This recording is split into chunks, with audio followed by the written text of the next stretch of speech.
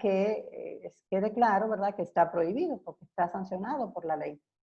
Sin embargo, el hecho de establecer leyes especiales se ha visto como una opción para ser más contundentes en cuanto a los límites de qué es disciplina y qué es maltrato, qué es abuso. Y cuando el derecho de los padres, ¿verdad?, sobrepasa esos límites. Entonces, lo que tenemos es eso, una mezcla de aproximaciones a ese objetivo, donde muchos países todavía no consideran esto como un tema que deba ser establecido dentro de los marcos legales. Con eso, con esa mirada global, le podemos dar también una mirada a la región. ¿Y qué tenemos ahí? En América Latina y el Caribe, ¿verdad?, nos incluye, el 64% de los niños y niñas menores de 15 años experimentan regularmente algún tipo de disciplina violenta, castigo físico, agresión emocional, que es lo que nos ocupa esta tarde. O sea, el 64%.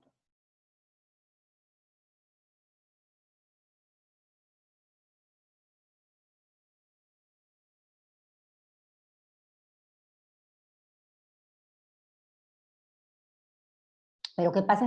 Estas estadísticas podrían estar más actualizadas en algunas instancias donde se establecen denuncias, pero ya sabemos que todos los casos no llegan a ser denunciados, de manera que siempre estamos funcionando con aproximaciones.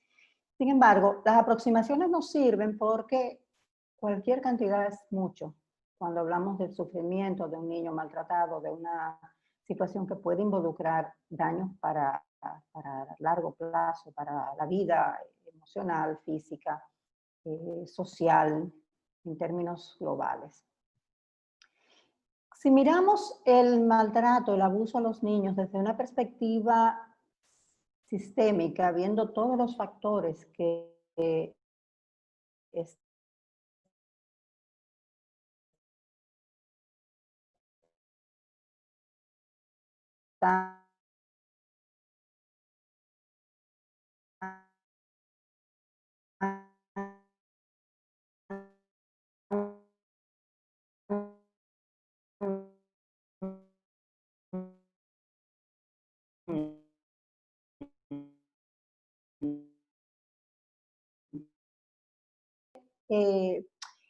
digamos, creencias falsas que sostienen el castigo físico y los abusos psicológicos.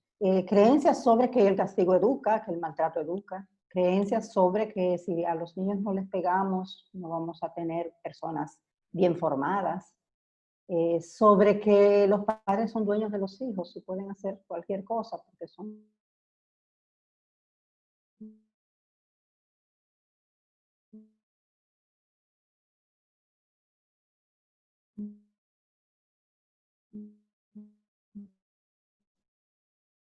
sus padres.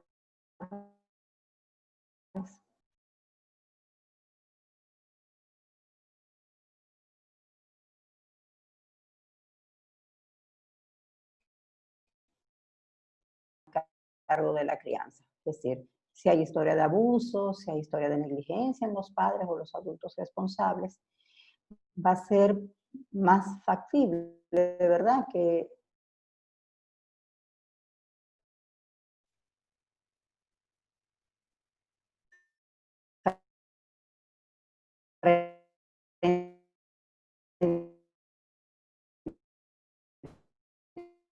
a los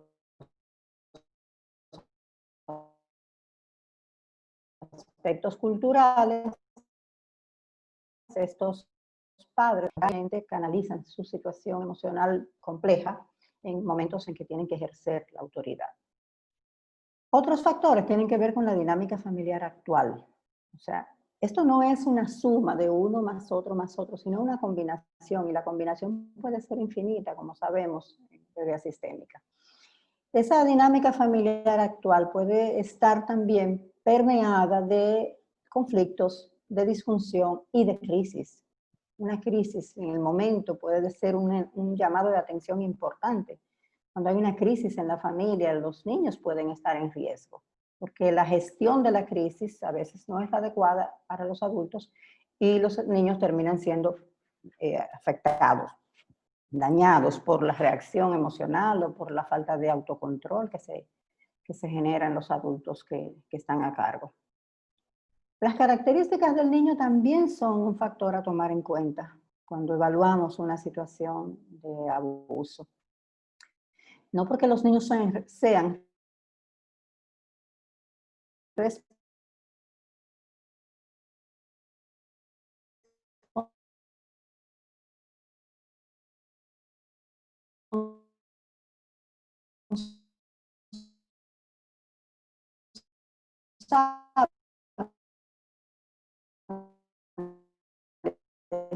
de lo que los adultos se dan a enfrentar de manera adecuada y terminen haciendo uso de lo que conocen, de los castigos severos, de los golpes o de los... Bien, eso no significa necesariamente que la pobreza en sí misma genera el abuso. Significa que es un factor de estrés, es un estresor y bajo situaciones de estrés, pues los padres pudieran reaccionar de una manera agresiva. Pero no nos olvidemos que solamente por la pobreza no va a ocurrir. Puede ocurrir sobre todo si hay otros factores de los que estamos mencionando. Y por último, la debilidad institucional. También es un factor a considerar porque cuando finalmente algunos casos se denuncian, la respuesta que dé el sistema, la manera en que se conducen las investigaciones, el manejo puede hacer que otras familias pues confíen en el sistema y asuman respuestas responsables frente a los casos que viven, que tienen cerca, o que no se denuncie menos porque las personas confían menos o no se sienten seguras de que esto pueda ser una opción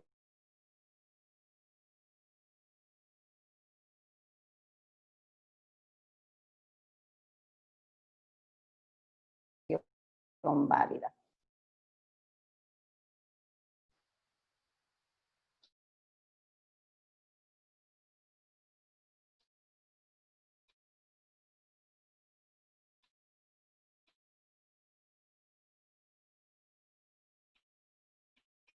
Y además porque los profesionales de la salud mental tenemos el compromiso de hacer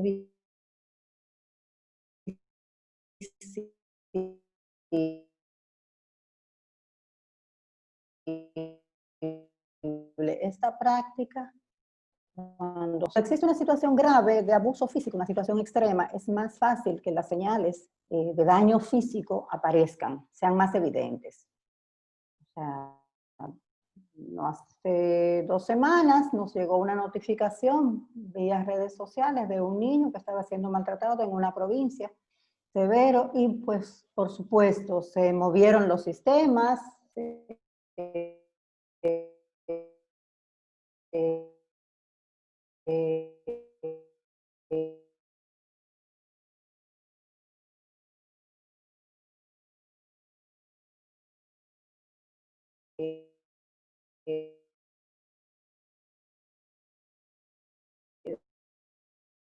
se hizo la denuncia, pues es mucho más visible. Sin embargo, cuando no es así, cuando no es un caso tan extremo, que es a lo que nos vamos a referir hoy, esos casos más encubiertos, donde el abuso está invisibilizado, porque está dentro de la estructura de la dinámica familiar y está prácticamente normalizado por el modelo. Esos casos son los que ponen a prueba o los que desafían más al profesional de la psicología, de la psiquiatría también, en términos generales de la salud mental, porque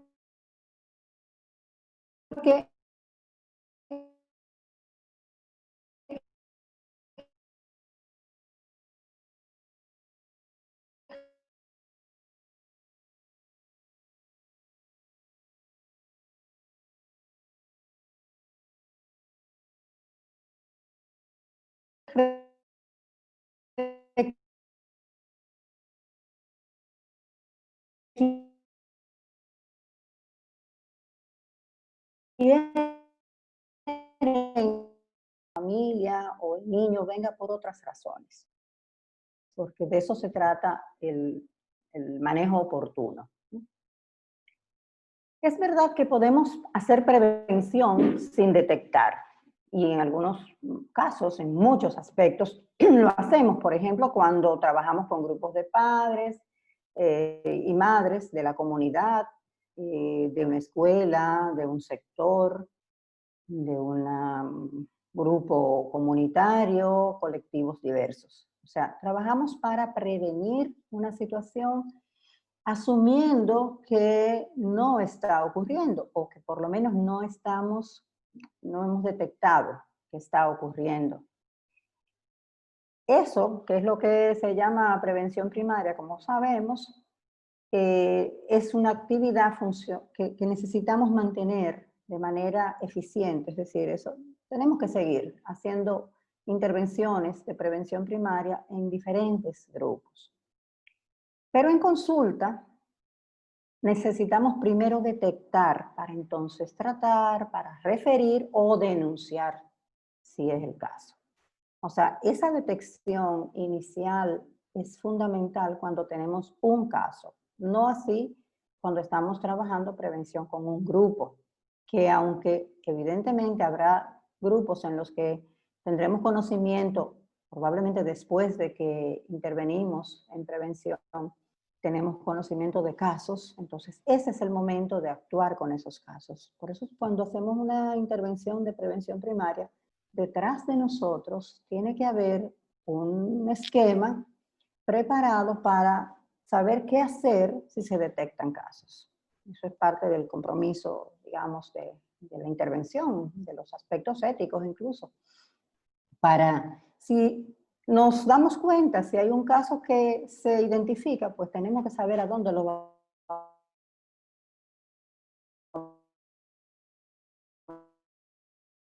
a remitir,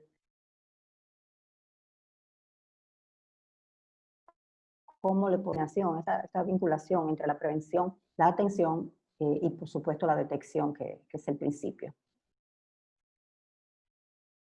¿Qué pautas pueden ayudarnos en la detección?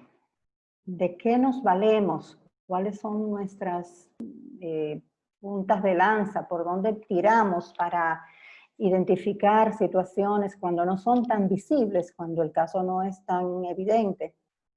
Primero, asumir, tener la claridad de que los indicadores no físicos del abuso físico los vamos a encontrar en la estructura familiar.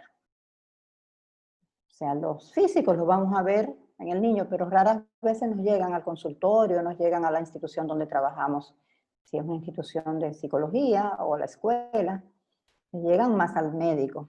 Pero esos indicadores no físicos somos nosotros los expertos en identificarlos, en buscarlos.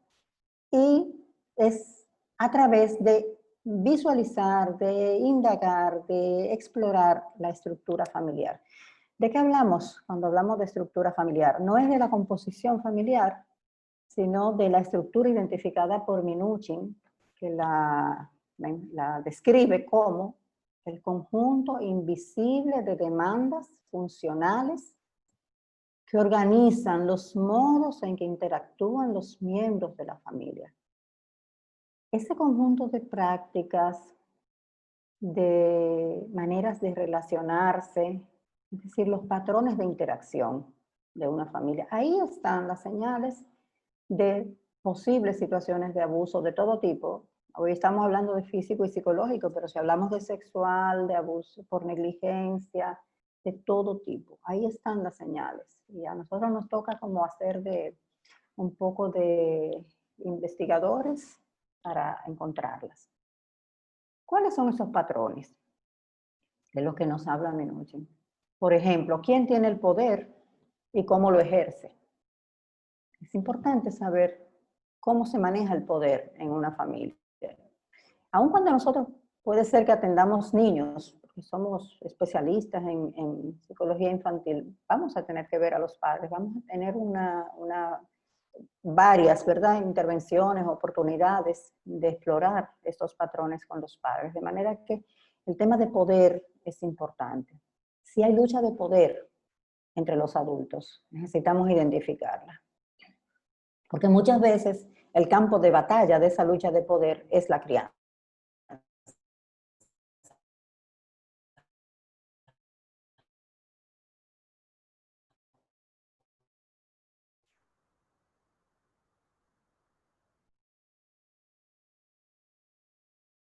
Al expresan en esa familia el afecto, pero también el enojo. ¿Qué pasa cuando se enojan? ¿Qué pasa cuando quieren mostrar que se quieren? ¿De qué manera este niño recibe la confirmación de que es querido, de que es importante, de que es tomado en cuenta en su familia?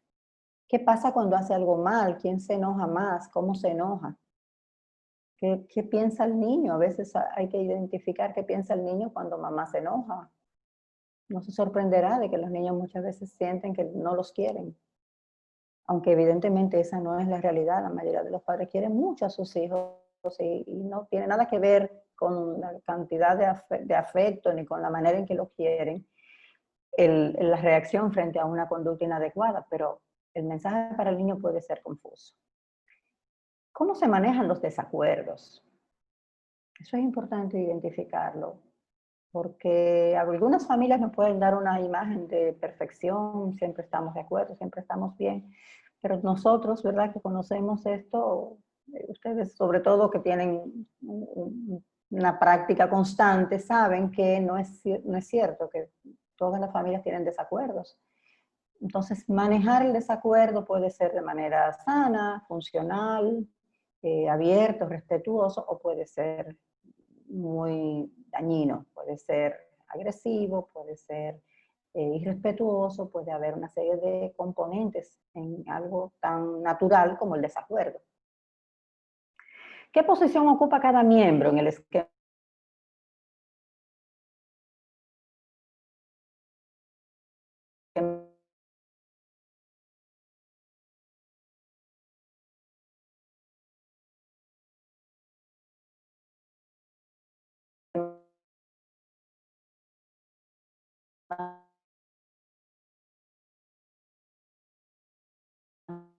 familiar? Ese es otro elemento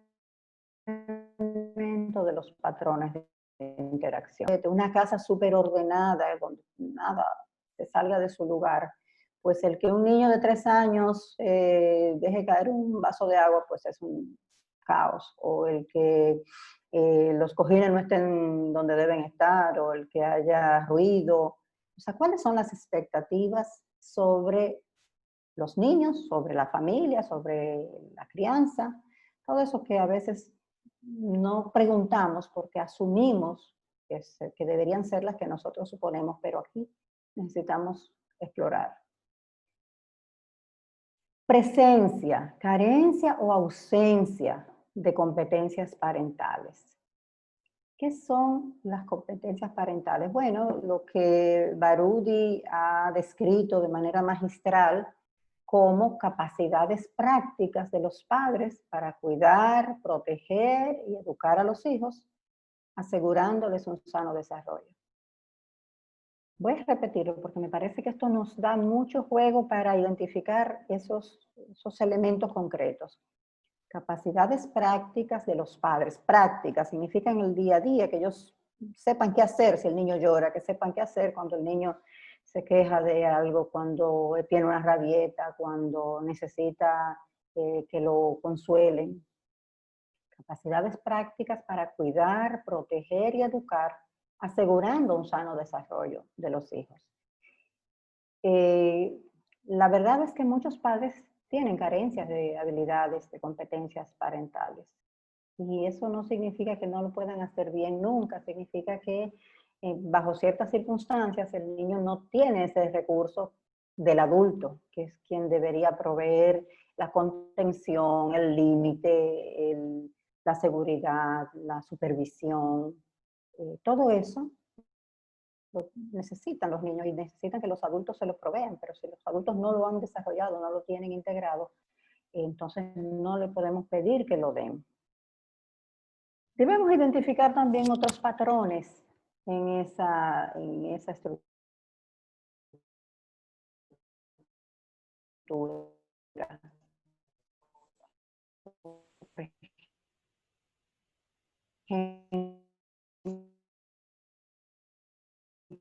La existencia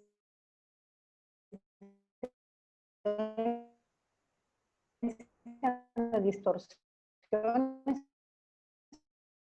cognitivas, responsable de la vida, ese niño hace eso para que yo me moleste, son ideas erradas, son distorsiones, pero pueden estar muy presentes en la conducta de los niños, de los adultos. Entonces es importante que identifiquemos, claro que tenemos que saber cómo explorarla, cómo buscarla, pero lo importante es que podamos llegar.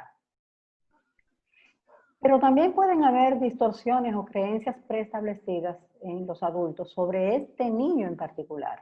No solo sobre la crianza y sobre el hecho de ser padres o madres, sino sobre ese niño en particular. ¿Por qué? Por la historia, por el momento en que nació, por las características, por situaciones coyunturales que ocurrieron en la familia.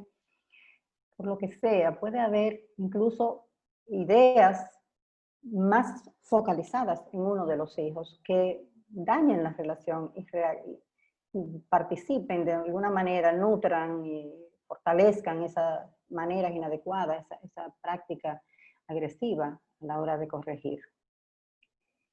Y por supuesto, explorar la existencia, sea en el pasado o en el momento actual o en el futuro, porque vemos indicadores de potenciales de las crisis en la familia.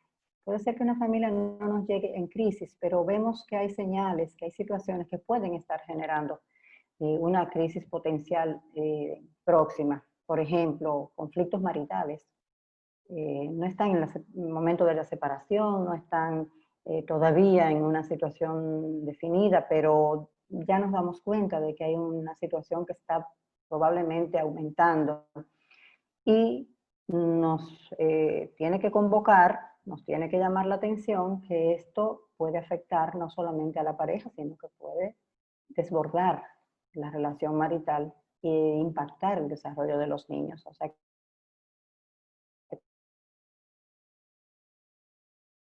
también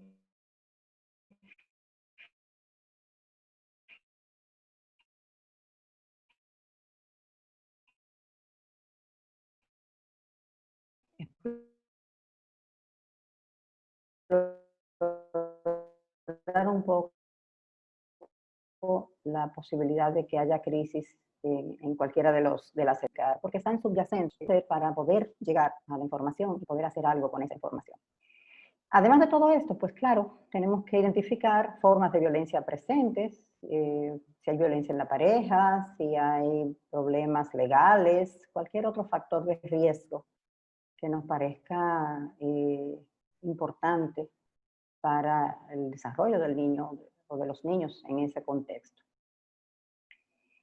Otro elemento para explorar, para detectar, es saber y tener muy claro que el abuso físico y el abuso psicológico coexisten, que los abusos se mezclan, se combinan. Por supuesto, la negligencia y el abuso sexual muchas veces también está vinculado a estos tipos de abuso. Entonces, si no tenemos claramente indicadores físicos, pero tenemos indicadores de abuso psicológico, de maneras inadecuadas de referirse al niño,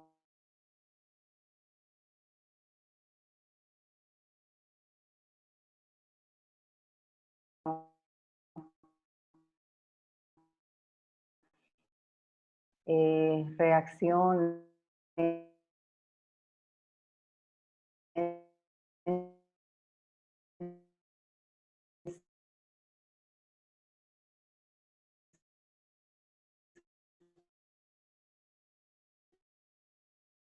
que eh,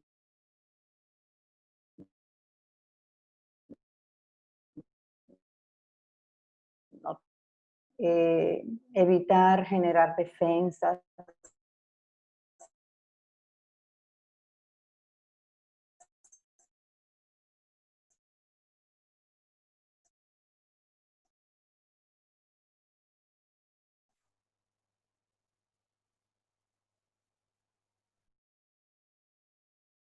importante que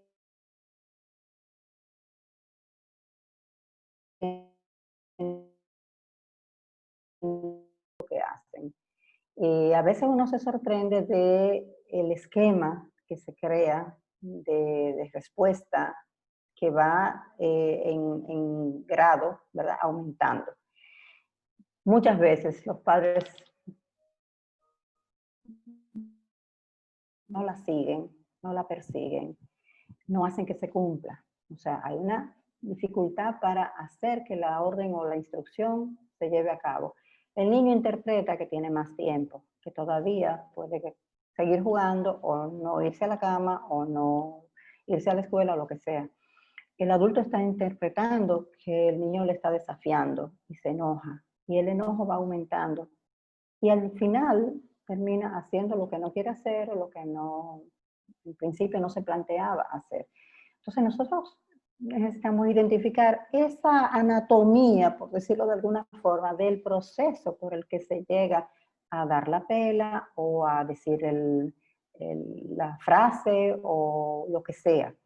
Porque eso es lo que nos va a permitir ayudar a esa familia, a ese padre, a esa madre, a desmontar los elementos que van generando la reacción, que van catalizando la respuesta agresiva.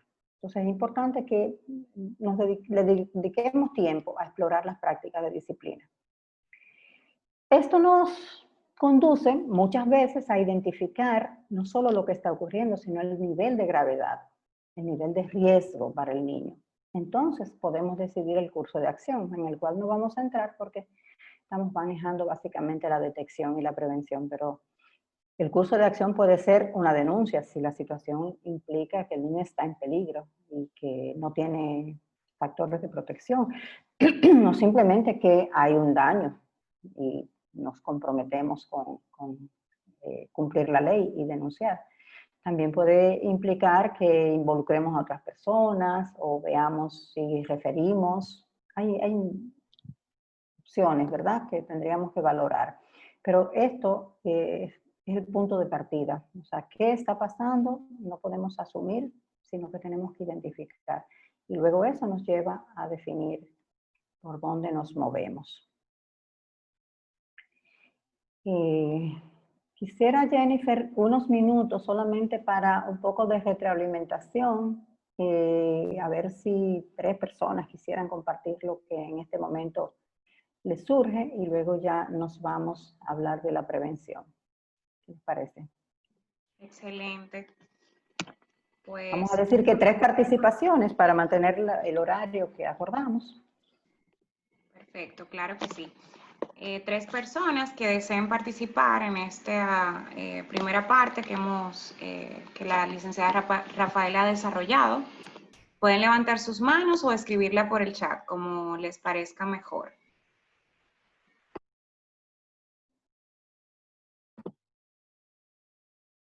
Vamos a ver. Ok, aquí tengo. Todavía no tenemos manos levantadas, voy a estar revisando el chat. Me escriben que excelente. No se ha acabado. Muchas gracias. No se ha acabado todavía. Si esto le ha parecido excelente, todavía no hemos terminado. Queremos es un espacio de interacción donde ustedes puedan pues hacer sus aportes o algún tipo de pregunta que le haya surgido con esta primera parte que hemos tenido. Yo quiero pedir disculpas porque al momento se me cayó mi internet en un momento, así que Rafael, estamos a tiempo si desea todavía, y ya tiene el mando para compartir en cualquier momento. ¿Alguien desea participar? No veo manitos levantadas. Bueno, si voy a poner el mapa, que sería interesante que lo vieran, déjame buscarlo. Claro que sí. Parte de lo que quería compartirles al principio. Claro que pero sí. bueno, ya lo discutimos. Aún así, déjenme compartirla por acá. Ok, ya tenemos participación. Okay. Excelente explicación, muy claro. Yo creo que quedaron muy claros. Qué bueno, qué bueno. Eso es lo que quería saber, porque me siento que estoy hablando sola.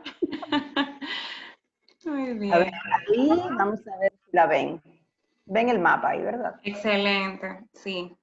Muy bien, pues Los verdes son los países que se han comprometido, donde hay ya leyes que prohíben el castigo físico. Los azules claritos, donde el gobierno se ha comprometido a iniciar o a desarrollar el proceso. Si ustedes buscan el mapa nuestro, estamos en ese color, aunque somos un puntito en el mundo, pero estamos en ese color. Luego, el azul es como en algunas zonas nada más. Esos países tienen prohibición en algunas zonas. Y el otro azulito, que no se ve mucho, este oscuro, perdón, ahí no está prohibido en ninguna zona. De manera que esto lo que nos dice es que no es un problema de República Dominicana, ni de Latinoamérica, ni del Caribe, que es un problema mundial. Y que a pesar de los esfuerzos, es tan fuerte este aprendizaje, se recicla con tanta capacidad de mantenerse que aún así tenemos que seguir hablándolo y tenemos que seguir esforzándonos, porque fíjense ustedes cómo anda. Lo otro era, bueno, los datos que les compartí para América Latina y el Caribe y los de República Dominicana. Y la otra lámina era esta de los factores desde el punto de vista sistémico, que ya lo discutimos. Así que, por ahí. Entonces, tenemos participación. Adelante. Sí, tenemos un comentario. Dice, a mí me ha llegado caso de padres que han etiquetado al niño. De hecho, uno que entiende que su hijo le desafía con su comportamiento. Así es, así es. Eso podría estar, después de que lo exploremos, ¿verdad? Podría estar siendo parte de una distorsión cognitiva. Si es un niño pequeño, el padre entiende que un niño llora cuando él va a comer, o la madre, para que ella no pueda comer, o se moja la ropa, o se ensucia en el pañal porque le quiere hacer la vida difícil, o porque no es considerado, porque no la trata bien o no se da cuenta de que ella está cansada. O sea, dicho así, parece que es imposible que se piensen en estas cosas, pero se piensan. Pero con un niño más grande también pudiera estar pasando y puede haber un poco de desafío si hay una lucha de poder, por ejemplo. Entonces necesitamos explorar para identificar exactamente a qué responde eso. Excelente. Tenemos una pregunta y dice, ¿cómo podríamos concientizar a los padres que están siendo abusivos con sus hijos físicamente, pero usan el típico pretexto de, a mí me criaron así? Sí, bueno, esa es la frase más frecuente en los grupos cuando entrenamos, pero hablo de los grupos de todos los niveles socioeconómicos, culturales, o sea, no hay diferencia, no hay fronteras, ¿eh? En todos los grupos surge alguien o más de una persona que dice, es que a mí me criaron así, yo estoy bien por eso, yo estoy agradecido de que mis padres o de que mi madre me tratara así porque eso me ha ayudado a ser una persona honesta, decente, responsable y todo lo demás. Es importante que en ese momento no creemos una lucha de poder, una confrontación con la persona. A veces lo que más funciona es asumir eso como una observación, que es su opinión, pero dejar que el grupo a veces les responda puede ayudar si es un trabajo de prevención grupal. A veces el grupo les responde mejor que nosotros. Otras veces es importante que identifiquemos sin luchar, sin enfrentar. Identifiquemos en qué momento ese modelo también le pareció que era doloroso, que era difícil. Si hubo algún momento en que lo vivió como de manera dolorosa, si lo sintió como que le lastimaba, aunque fuera bueno, aunque fuera la intención fuera buena, si hubo algún momento, y por ahí la mayoría de las veces tenemos la respuesta. Cuando no lo enfrentamos, cuando no luchamos para convencerlo de mi punto de vista, las personas se dan permiso de escuchar y de bajar un poco la guardia, de bajar las defensas, y entonces es cuando podemos intervenir, podemos entrar a esa otra dimensión, a esa otra visión de los eventos y de la historia, que si no es así, pues cierran. Y entender también que una de las razones por las que la gente dice esto es porque necesitamos ser leales a nuestros padres. El ser humano necesita sentirse leal a sus padres. Ser leal a sus padres significa que no los puedo cuestionar a veces. Ser leal a lo que me enseñaron significa que debo hacerlo como ellos a veces. O sea, tener eso en cuenta es importante, que no es un asunto solamente de como lo hicieron, lo hice, lo hago, sino que hay un tema de lealtad, hay un tema de vínculo, estamos buscando siempre mantener ese vínculo con nuestros padres, con nuestra familia, con nuestra historia, y a veces esto se maneja de una manera inadecuada, sobre todo cuando repetimos patrones negativos. ¿Una más? Bien, tenemos una pregunta y dice, bueno, creo que es un comentario, dice, no, una pregunta, dice, relación de la estadística de violencia de NNA y la incidencia de feminicidios en República Dominicana. Imagino si tiene algún dato referente a esto. No, datos estadísticos no sé si los están sacando, yo no los tengo. Pero lo que sí, el comentario me da oportunidad para que abramos esta carpeta, esta ventana. A veces pensamos, cuando hay una situación de violencia en la pareja, de maltrato a la mujer, que los niños, si no los están golpeando, están a salvo. Yo estoy negada a hablar de niños testigos de violencia de género. Los niños no pueden ser testigos de la violencia que ocurre en su familia, aunque no los estén golpeando directamente. Son víctimas también.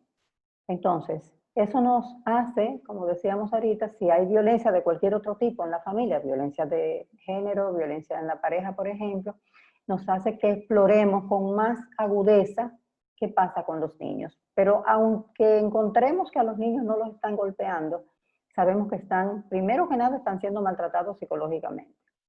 Segundo, ahí hay una cantidad de posiciones posibles que también implican daño al desarrollo. Por ejemplo, un niño que está triangulizado en una relación violenta de sus padres, es un niño que tiene a veces que tomar partido, siente que tiene que tomar partido.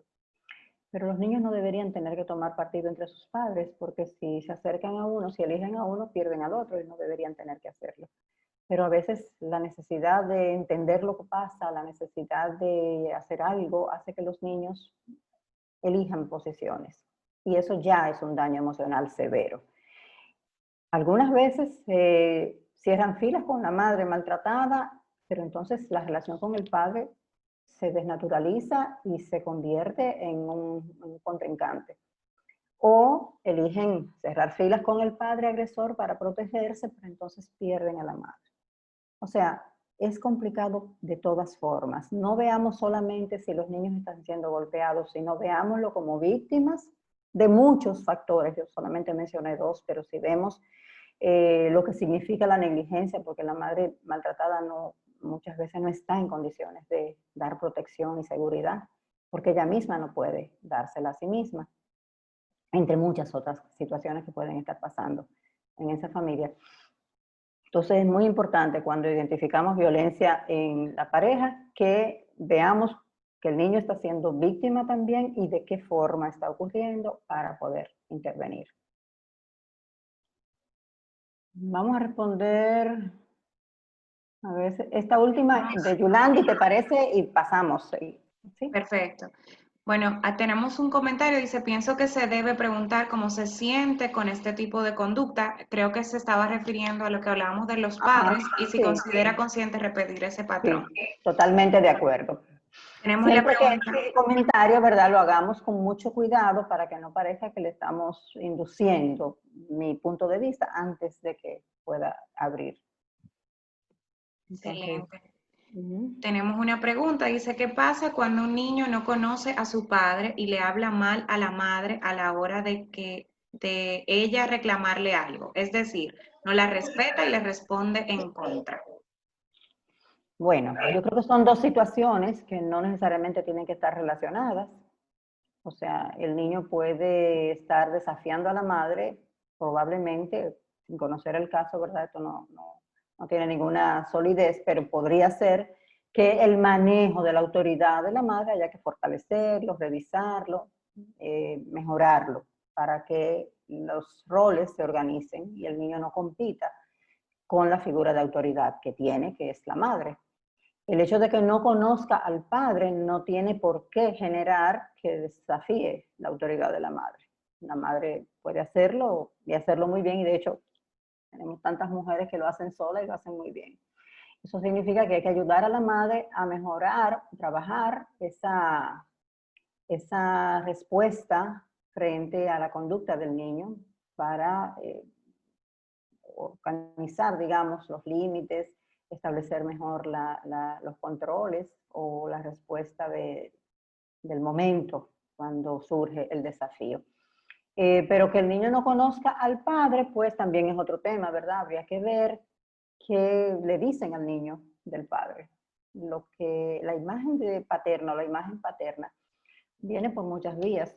La primera, la relación, el compartir, la presencia de esa figura en la vida de los niños. Y la segunda, el discurso de los adultos. ¿Qué dicen en casa? ¿Qué dicen los abuelos? ¿Qué dicen los tíos? ¿Qué dice la madre de ese padre ausente? Eso configura muchas veces esa imagen de la figura paterna. Entonces hay que cuidar esa parte.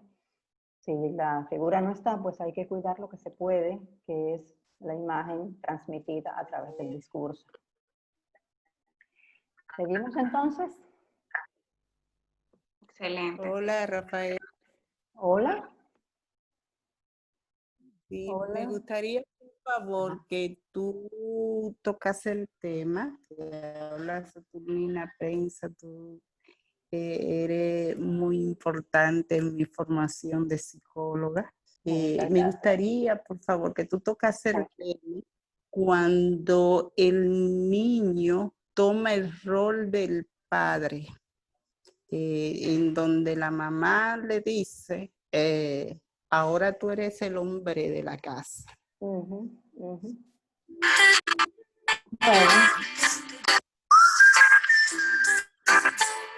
Perdón, voy a silenciar los micrófonos y vamos a contestar la pregunta de Nina Cabral. Gracias, Nina. Bueno, Nina, en realidad eso de entrada ya es una tarea imposible de cumplir. O sea, un niño no puede ser el hombre de la casa. Por lo tanto, le estamos cargando, le estamos imponiendo unas expectativas y unas exigencias que el niño no va a poder cumplir y va a fallar y va a tener que esforzarse, dejar de desarrollar sus tareas de desarrollo, lo que le toca a esa edad, la que sea, para intentar cumplir con ese designio, con ese mandato. Lo segundo es que tratar de sustituir al padre implica que desconocemos que el padre sigue existiendo si es que está vivo. Con lo cual el niño se convierte como en el sustituto de una figura que él necesita. No puede sustituirla, la necesita en su vida. Sea lejos, sea cerca, sea más participador, más participativo, más responsable o menos responsable. El niño necesita esa imagen de papá, pero si él la encarna, si él se convierte en el papá que no está, entonces hay una situación confusa. De manera que no es buena idea. Primero, un niño no es un hombre, no puede ser el hombre de ninguna casa y no puede sustituir a su padre. Un niño sigue siendo un niño aunque los padres estén divorciados. Sigue necesitando guía, atención, protección, afecto, límites. Todo eso lo sigue necesitando exactamente igual. La diferencia es que si antes había una pareja y ahora no la hay y el padre no participa, pues lo tendrá que hacer el padre que queda a cargo, en este caso la madre. Pero necesitamos trabajar eso con los padres. Te agradezco mucho el comentario porque es algo muy frecuente. Seguimos entonces. Vamos a ver. Cuando hablamos de prevención, muchas veces pensamos que es solo la prevención que hacemos cuando trabajamos en grupos, en una comunidad. Gracias. Siempre. Y bueno, evidentemente eso es prevención primaria. mucho de lo que hacemos tiene que ver con eso. La prevención secundaria, como sabemos, implica detectar tempranamente para evitar que la situación se agrave. Por eso todo eso que hablamos al principio es fundamental para esto, para detectar tempranamente, lo más temprano que podamos. No pudimos detectar hace 2 años porque no lo conocíamos, pero cuando nos llega, lo más temprano que podamos después de que conocemos la situación. Es fundamental que detectemos lo que está pasando para evitar que se agrave. Porque cada tiempo que pasa, cada día, cada mes, cada semana, la situación puede empeorar. Entonces, ese tipo de prevención la hacemos cuando detectamos el caso, cuando intervenimos ya en un caso sospechoso. Y la terciaria, que sabemos, ¿verdad?, que es la intervención terapéutica que va a tratar las consecuencias del abuso. Sin embargo, ¿por qué traigo este esquema que es de todos conocido? Porque nos damos cuenta que debido a la alta probabilidad de que muchos niños estén siendo objeto de prácticas de crianza agresivas, por las estadísticas que hemos visto, por los casos que ustedes ya están tratando, nosotros sabemos que hay mucha probabilidad de que en un grupo cualquiera haya muchos casos de niños que ya están experimentando situaciones de crianza agresiva. Por lo cual, cuando hacemos una prevención primaria en un grupo, probablemente lo que estamos haciendo se puede considerar una prevención secundaria.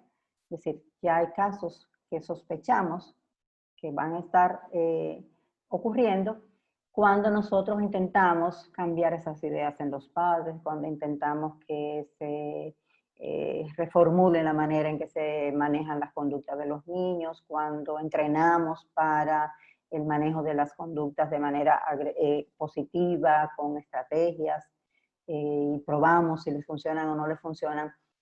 Idealmente, supuestamente estamos haciendo una práctica de prevención primaria, porque no hay casos identificados, pero en el fondo sabemos que son tantas las posibilidades de que haya muchos casos que a lo mejor estamos interviniendo ya para evitar que se agraven, con lo cual tiene mucho más peso, más valor esa intervención grupal de la que nosotros pensamos.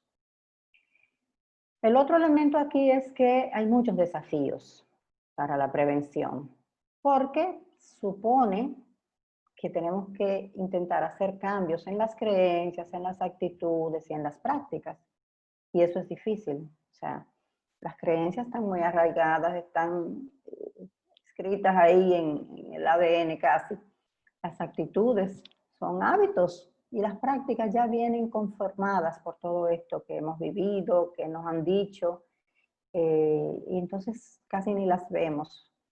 Por eso se requieren estrategias que permeen, que se introduzcan, que aborden no solo la esfera cognitiva, o sea, no es solamente contenido, no es solamente darle información a los padres.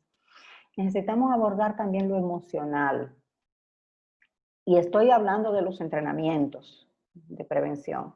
O sea, es verdad que muchas veces tenemos información que tenemos que pasar y tenemos que decirla, pero esa información tiene que estar en el marco de una mirada más abarcadora. Es decir, ¿estos padres están entendiendo esto o cómo se sienten con esto? ¿Qué tiene eso que ver con su vida, con su experiencia, con su historia? Esto es importante, involucrarlos, que el yo, la persona, esté en el escenario y no solamente lo cognitivo, no solamente que entienda informaciones, porque las informaciones, llevarlas a la práctica les cuesta mucho, eso no es algo que ninguno de nosotros lo puede hacer tan fácilmente. Entonces hay que involucrar lo emocional en las estrategias, en las técnicas que utilizamos para capacitar, para entrenar. Procesos experienciales, donde la gente se mueva, participe, exprese, discuta, todo esto.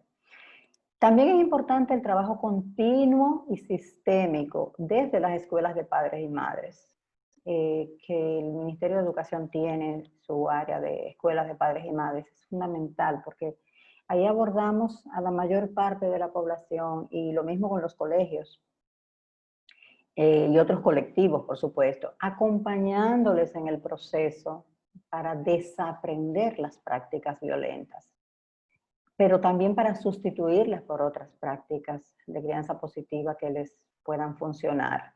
No basta con decirles no golpeen, no basta con decirles los golpes hacen daño, hay que darles otras herramientas que puedan ser sustitutivas, que puedan hacer el cambio, que se pueda lograr lo que ellos quieren lograr. Tienen que ser alternativas concretas y posibles de aplicar en su contexto familiar y social. Con cada grupo tendremos que ver cuáles son las que son posibles. O sea, una familia que vive en una casa pequeña, en un lugar donde hay mucha gente alrededor, o mucho ruido, pues probablemente va a necesitar estrategias más adecuadas a esa realidad que una familia que tiene más espacio, que puede decirle, mira, ponlo tiempo fuera en su habitación por 3 minutos por cada año. Es distinto. O sea, tenemos que pensar en estrategias que sean pertinentes a cada grupo con el que trabajamos o a cada familia si es en intervención individual, por supuesto. Necesitamos también evitar la normalización del castigo físico en el lenguaje. A veces no nos damos ni cuenta, pero a menudo los temas de castigo físico se comentan en público como si fuera algo gracioso.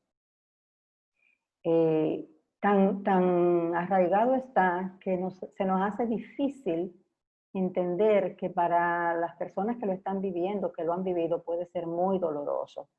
Y muchas veces el ponerlo en modo chiste, lo que está es encubriendo la reacción emocional que eso nos genera, pero aún así necesitamos abordar esto desde un punto de vista más claro, más serio, con más rigor, para que no se confunda con algo con lo que se puede bromear o de lo que se puede uno reír. Pues por supuesto que campañas también dirigidas a la población general son bienvenidas. Casi siempre sale esto en la mayoría de los entrenamientos, una campaña a nivel de radio, televisión. Sí, eso es valioso, siempre que no sean mensajes que la gente no pueda descodificar. Hay que hablarle en el lenguaje que ellos entiendan, cada quien podrá asumirlo desde su propia perspectiva, pero tiene que ser un lenguaje que llegue a todos los públicos.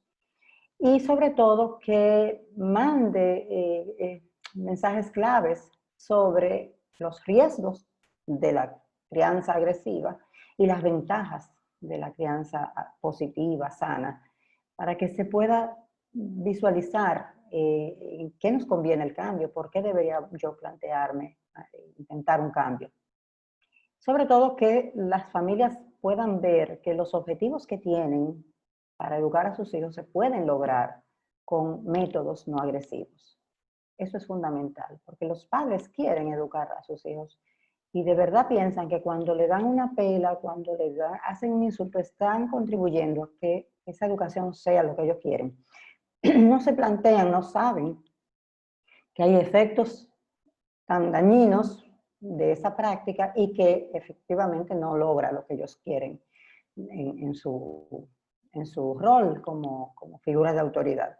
Entonces es fundamental que eso se pueda generalizar, que esto le llegue a todo el mundo de manera que puedan contrastar.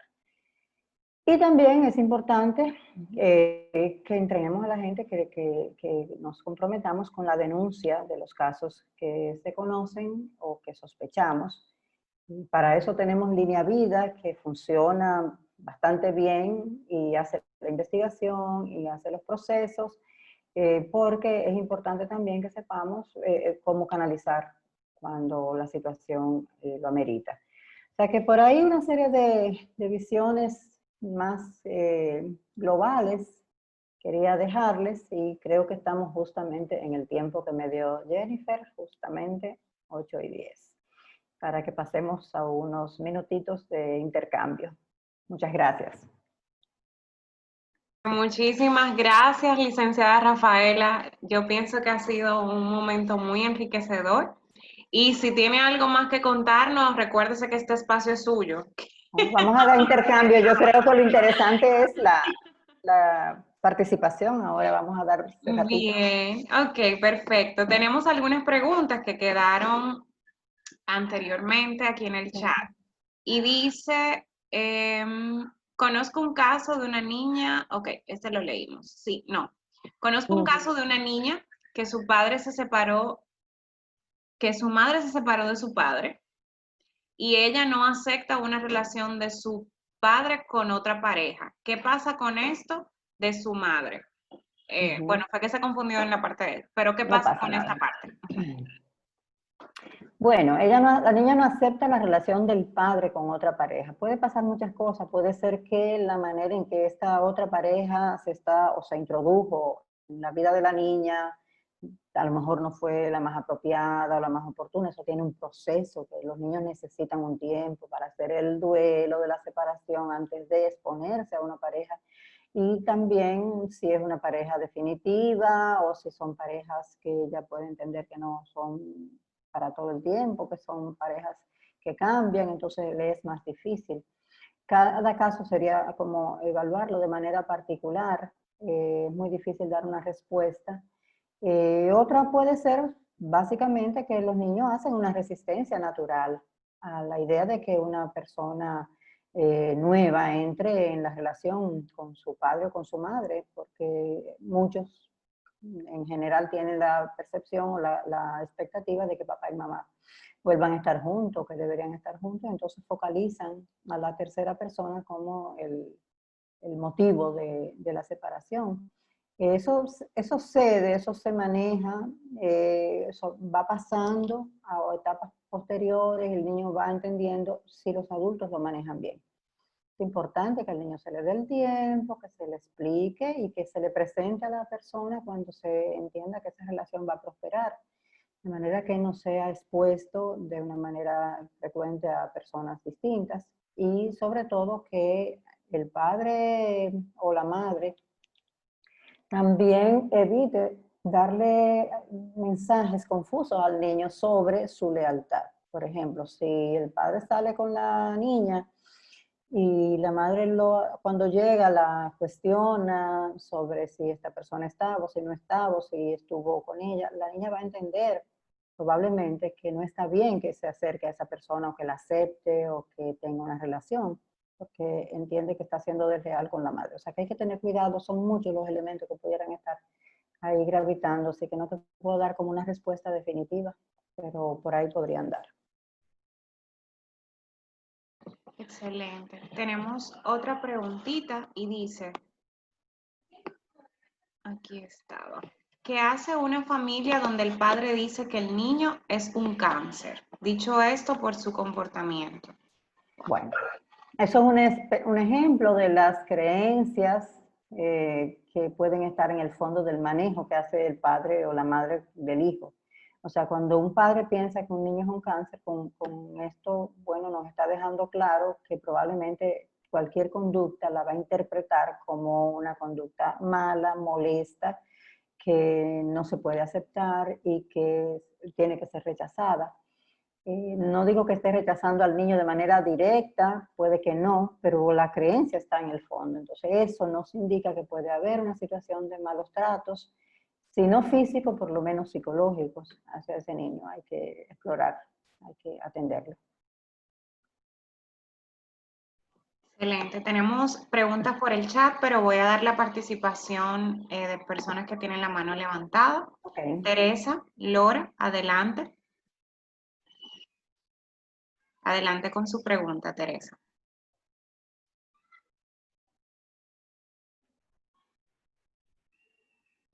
Ok.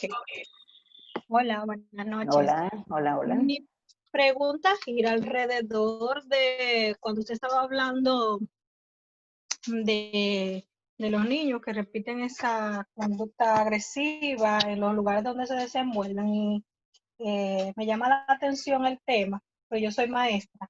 Y quiero entonces preguntar, ¿qué se puede hacer con un niño de 3 a 5 años que golpee en la escuela? Desde el punto de vista de la maestra, que puede hacer la maestra, y desde el punto de vista del tutor, ¿qué puede hacer el padre o la madre? Ya.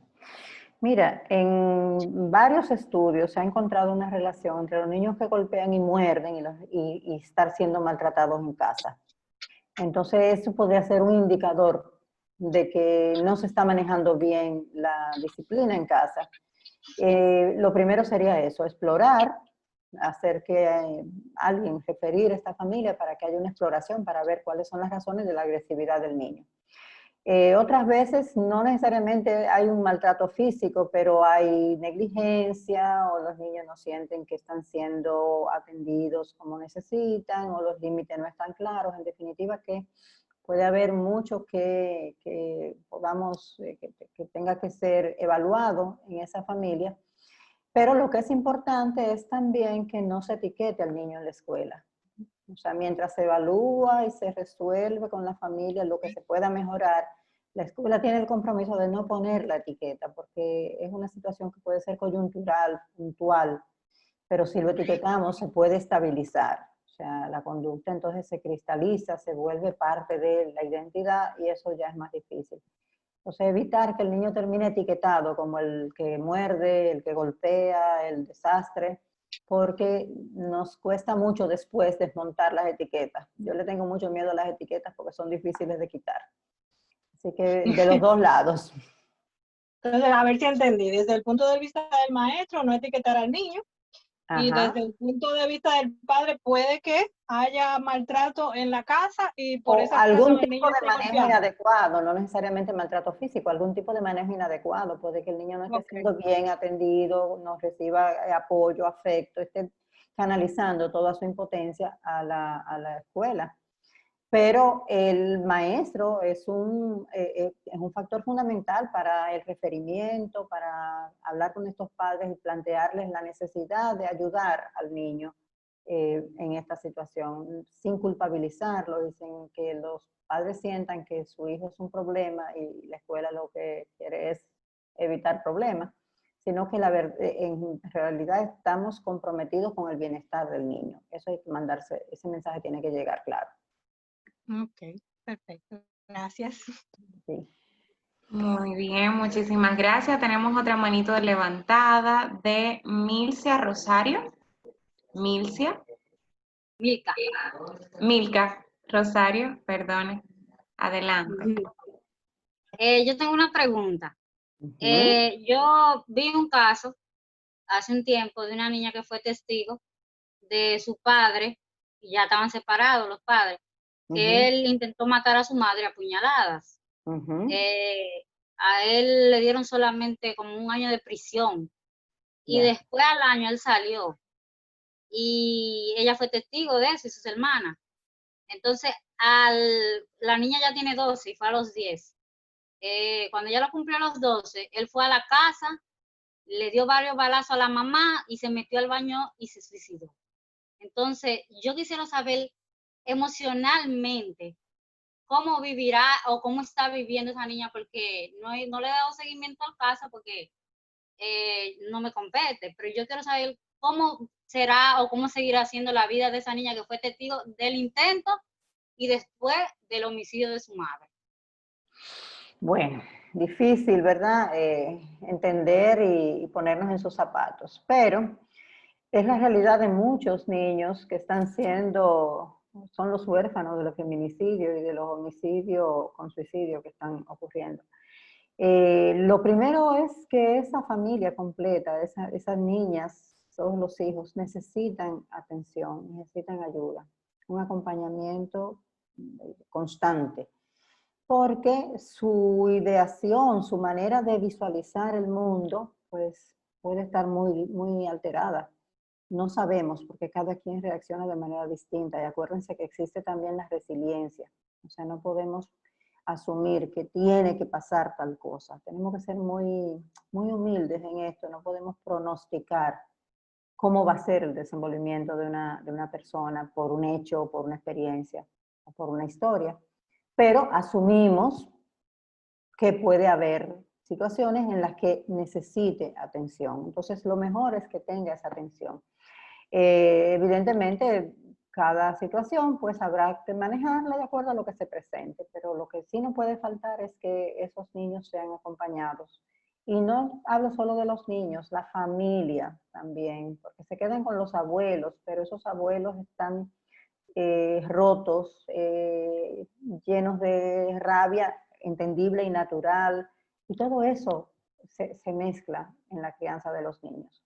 Así que cuando ocurre un caso de estos, las dos familias necesitan acompañamiento, pero a largo plazo, para ir manejando los sentimientos, las emociones, la visión del mundo que se va construyendo y que necesita sanearse, necesita entenderse de una manera que se pueda vivir con eso.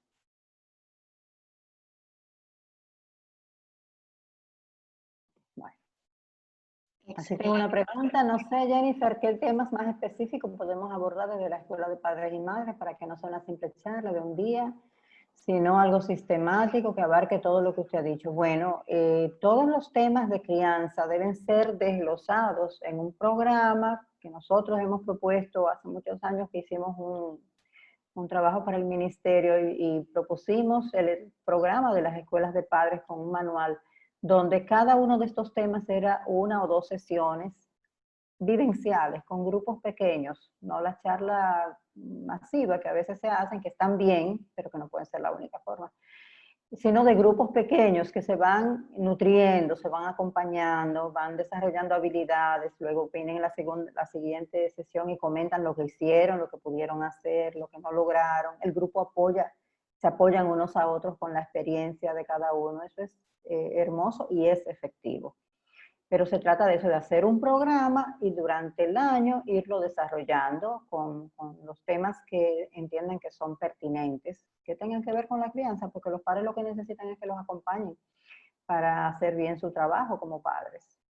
No solamente en lo académico tienen que involucrarse, que a veces es, ¿verdad?, lo más visible, pero la escuela puede ser un agente de cambio fundamental para esto. ¿Algo más? Excelente. Tenemos preguntitas por el chat, tenemos manos levantadas. Dice, ¿qué temas más específicos? Ya, Dice, mis padres se separaron a mis 9 años y tuve que cuidar a mis hermanos y pasamos muchas situaciones de abuso físico y psicológico por familiares. Hoy día estoy medicada por depresión y ansiedad.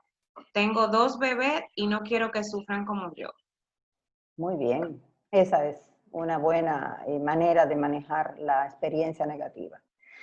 O sea, en lugar de así lo hicieron y eso se puede hacer, fíjate que clara está Soheni cuando dice yo no lo quiero así para mis hijos, porque a mí me dolió y no quiero que ellos vivan eso, es fantástico.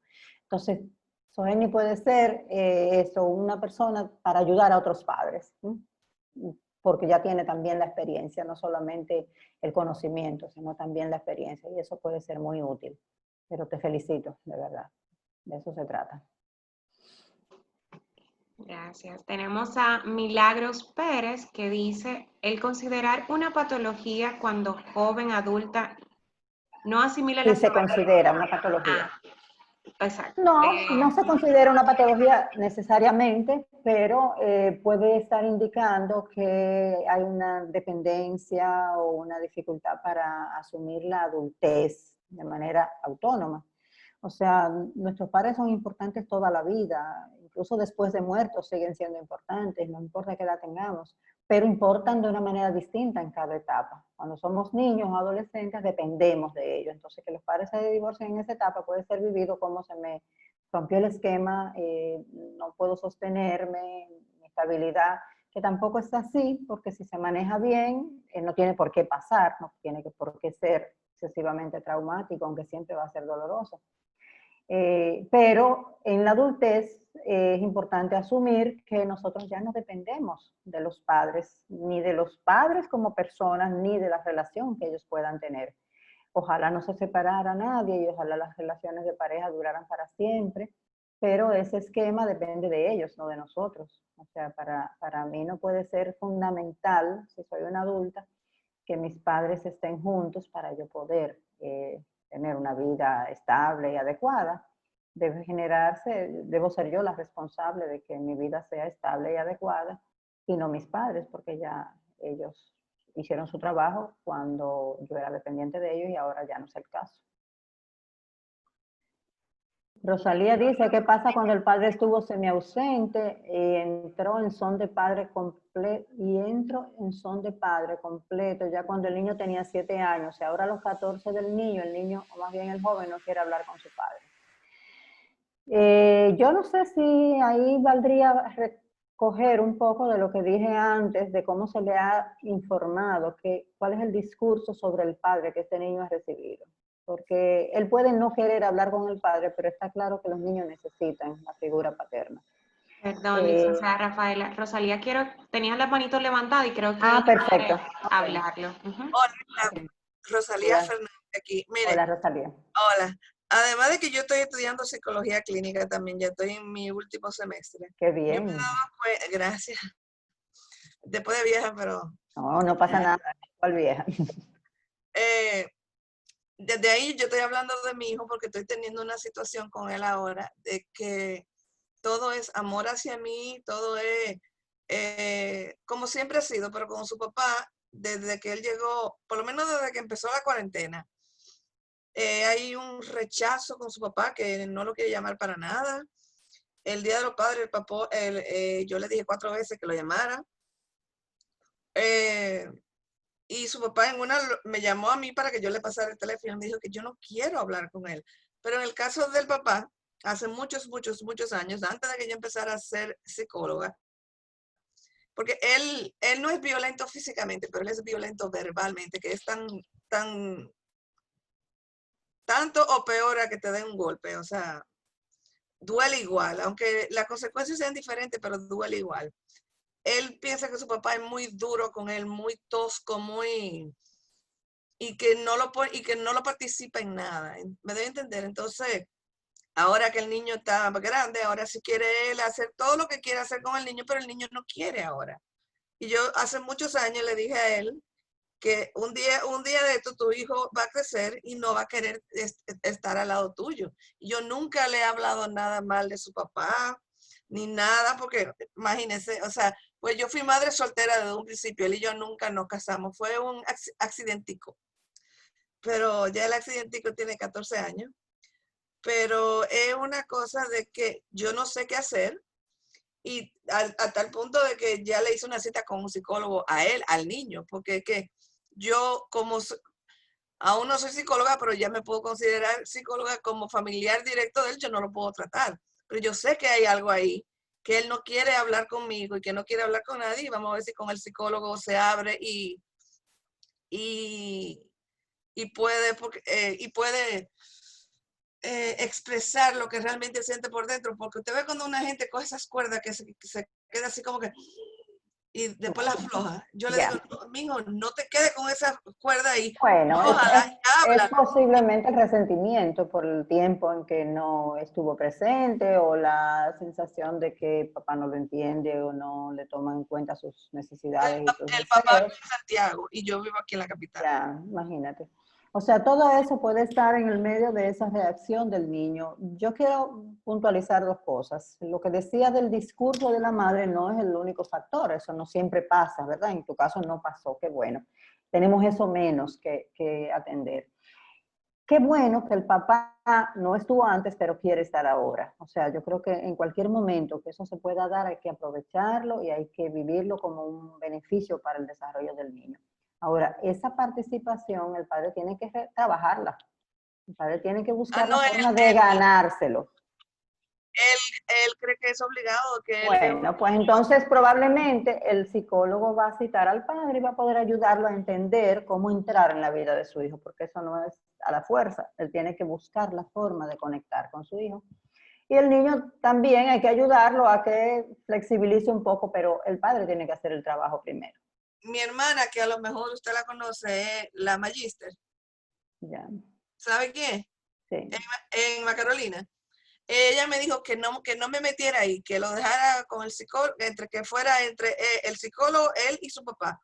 Que yo no me metiera en nada de eso, porque ya yo había hecho todo lo que físicamente posible yo podía haber hecho. Ya eso es una cuestión que él tiene con su papá y no conmigo. Gracias a Dios que no conmigo. Bueno, pero bueno, hay que trabajar el papá también. Oh, sí. Seguimos.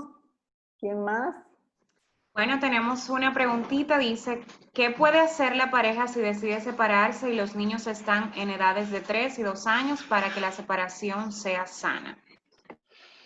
Respetarse, tratarse bien entre ellos, que los niños vean dos personas que se consideran, que se tratan bien, que no se agreden, que no utilizan a los niños para atacarse. O sea, el manejo sano tiene que ser fundamental. Cuando ya la pareja se entiende que no hay posibilidades, el objetivo número uno es el bienestar de los niños, la seguridad de los niños. El manejo adecuado de la separación va a ser la diferencia entre cómo esos niños van a vivir el divorcio de una manera traumática, con impactos muy negativos, o de una manera dolorosa pero superable. Y lo más importante, que no haya lucha de poder, enfrentamiento, con situaciones de dificultad para ponerse de acuerdo, que entonces los niños entran en el medio para ser mediadores o que son utilizados. Eso hace muchísimo daño y los niños quedan atrapados en el conflicto. Entonces lo que hay que hacer básicamente es lo mismo que no pudieron hacer para quedarse juntos, paradójico, que es tratarse bien. Pero en este caso lo van a hacer por sus hijos, que probablemente es lo que les importa a los dos. Muchas gracias. Tenemos la participación de Dulce y dice, conozco un caso de un adolescente, sus padres se separaron y ella no acepta la actual pareja de su padre. Tiene 14 años. ¿Qué está sucediendo ahí? Yo creo que hablamos de un caso parecido antes. Puede estar sucediendo muchas cosas. Cada caso va a ser distinto y habría que explorar. A mí da como opiniones sobre casos particulares sin conocerlo, se me hace difícil, porque pueden estar sucediendo mil cosas. La niña puede estar simplemente dándose un tiempo para poder reaccionar a esto, puede ser que la pareja no haga lo que tiene que hacer para ir introduciéndose, puede ser que el padre no maneje bien las cosas para abrirle un espacio a la pareja sin atropellar lo que la niña siente. Puede ser que haya un discurso en la familia de la madre o en la madre sobre esta nueva pareja, o una sensación de que es la culpable. Por muchísimas razones, imagínate, no podemos abarcar todas las posibilidades. Pero lo que sí es importante es que vean cómo se está manejando ese tránsito, porque eso es como un proceso intermedio. Transición, o sea, la familia está en transición entre una familia, ni una pareja, y esa pareja se rompió, y hay personas que se están intentando relacionar con nuevas parejas. Esa transición los niños lo viven con mucha ansiedad, entonces hay que trabajar, ir con calma y acompañar y escuchar mucho a los niños. Excelente. Evelyn dice que es una pregunta, pero yo sí, no he visto. Aquí la tengo, la de Evelyn. ¿Qué pasa con un niño que se deja golpear de los amigos o de más niños y no se defiende? Por el contrario, defiende la conducta del que lo ha golpeado. Dice que no lo hace de maldad. Bueno, a veces hay un niño poco asertivo, con elementos de inseguridad, con dificultad para plantear o defender sus derechos, y entonces hay que ayudarlo a desarrollar esa seguridad, mejorar su autoestima, validar sus decisiones cuando sea posible en casa, de manera que él vaya sintiendo que él es capaz y que él puede. Mientras tanto, él logra eso, hay que asegurarse de que él no sea víctima de agresión por otros, porque podríamos estar hablando de bullying, no sé si es el caso, pero pudiera ser. Entonces, el niño que comete bullying generalmente elige una víctima, un blanco, que permite, que es fácil, una víctima que es fácil de captar y de mantener. Entonces, hay que identificar eso en la escuela y no dejar que sea el niño quien se defienda, sino que se establezcan límites, controles, estrategias para que eso no ocurra. Mientras el niño desarrolla sus habilidades y fortalece sus capacidades de enfrentar la situación social de una manera mejor. Pero en el caso de los niños con situaciones víctimas o o que cometen bullying, también hemos encontrado en todos los estudios que el denominador común es el sistema de disciplina en las casas, tanto en el que es víctima como en el que acosa a los otros. Fíjense que no digo el niño acosador porque no quiero etiquetar a los niños, eso son situaciones que hay que manejar, pero no pueden ir por la vida con una etiqueta de acosadores. Entonces hay que revisar la situación familiar de los dos, es decir, cómo se maneja la disciplina en el caso del niño que está siendo golpeado y cómo se maneja en el caso de los que están golpeándolo, si es uno o si son varios. Porque, como les digo, hemos encontrado ese factor común. Excelente. Evelyn le agradece por la respuesta.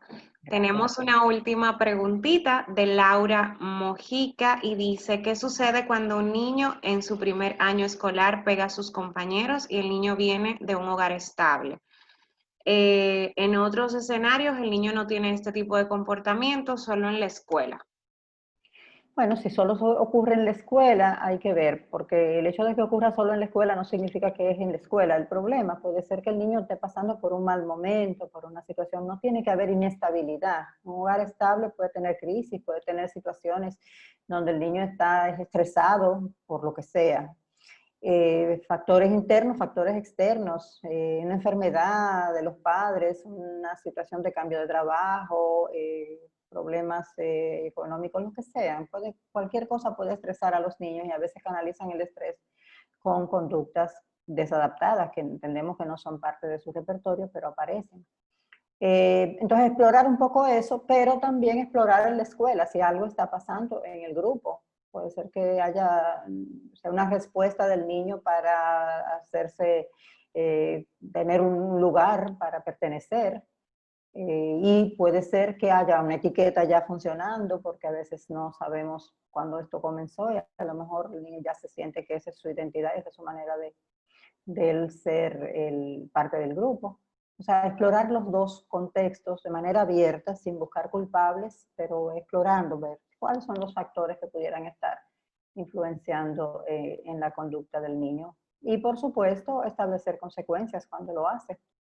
Consecuencias en la escuela, consecuencias en la familia, que muchas veces la consecuencia es social y esa no debería ser, o sea, la exposición social no ayuda, lo que hace es que humilla a los niños, pero sí consecuencias concretas, qué sé yo, en la casa, si hay una queja de la escuela, bueno, pues entonces tenemos que tomar decisiones, esta tarde no tienes esto, o en el fin de semana no puedes hacer esto. Que el niño sepa que hay una respuesta del contexto para sancionar conductas que no son aceptables. Pero mientras tanto se hace eso, hay que investigar qué pasa. O sea, no podemos controlar solamente con la consecuencia, sino que tenemos que entender en qué escenario se está dando, por cuáles factores están ahí. Excelente. Bueno, pues podemos decir que hemos concluido. Agradezco de manera infinita la participación de la licenciada Rafaela Burgos.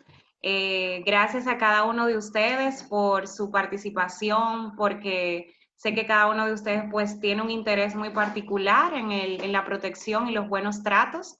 Así que agradezco mucho el que se hayan sumado a esta excelente ponencia de nuestra licenciada Rafaela Burgos, a quien admiramos y respetamos por su larga trayectoria en nuestro país.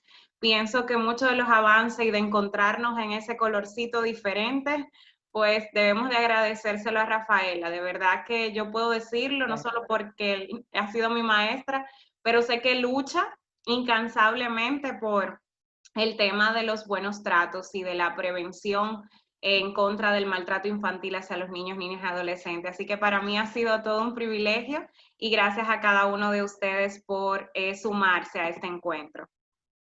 Muchísimas gracias a ustedes, de verdad. Un abrazo grande.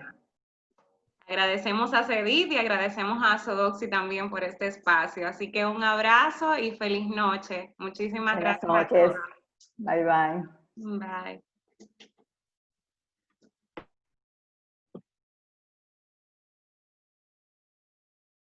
Rafael está con nosotros. O sea, yo les daré todos sus mensajes a Rafaela, creo que ya se retiró, pero le estaré agradeciendo cada uno de los mensajes que están colocando. Así que muchísimas gracias a ustedes.